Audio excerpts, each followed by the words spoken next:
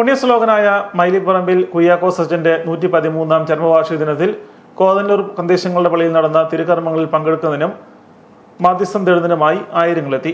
കബറടത്തുങ്കൽ പൂക്കളർപ്പിച്ചും പ്രാർത്ഥനകൾ നടത്തിയുമാണ് വിശ്വാസികൾ മടങ്ങിയത്. തിരുക്കർമ്മങ്ങളുടെ ഭാഗമായി നടന്ന വിശുദ്ധ കുർബാനയ്ക്ക് റവറന്റ് ഡോക്ടർ ജോസ് മുരിക്കൻ മുഖ്യ കാർമ്മികത്വം വഹിച്ചു. Father Gervasi Sannithottam, father Dennis Sarvathil, father Bobin Joseph എന്നിവർ സഹകാർമ്മികരായി. തുടർന്ന് കബറടത്തുങ്കൽ ഓഫീസും പ്രാർത്ഥനകളും നടന്നു. തിരുക്കർമ്മങ്ങളിൽ പങ്കെടുക്കാനെത്തിയവർക്കായി നേർച്ച സദ്യയും ഒരുക്കിയിരുന്നു. ഫൊറോന പള്ളി വികാരി ഫാദർ സെബാസ്റ്റ്യൻ പടിക്കക്കുഴുപ്പിൽ നേർച്ച വെഞ്ചരിപ്പ് നടത്തി.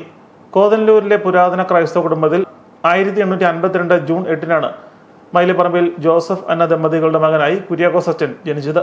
നിരവധി ആളുകളെ ദൈവവിശ്വാസത്തിലേക്ക് നയിക്കുകയും പാവപ്പെട്ടവരുടെയും ദരിദ്രരുടെയും ഉന്നമനത്തിനായി പ്രവർത്തിക്കുകയും ചെയ്ത കുര്യാക്കോസ് അച്ഛൻ 1910 ഡിസംബർ 7-ന് ഇഹലോകവാസം വെടിഞ്ഞു. കോതന്നൂർ കന്തീശങ്ങളുടെ പള്ളിയിലാണ് കുര്യാക്കോസ് അച്ഛന്റെ കബറിടം സ്ഥിതി ചെയ്യുന്നത്.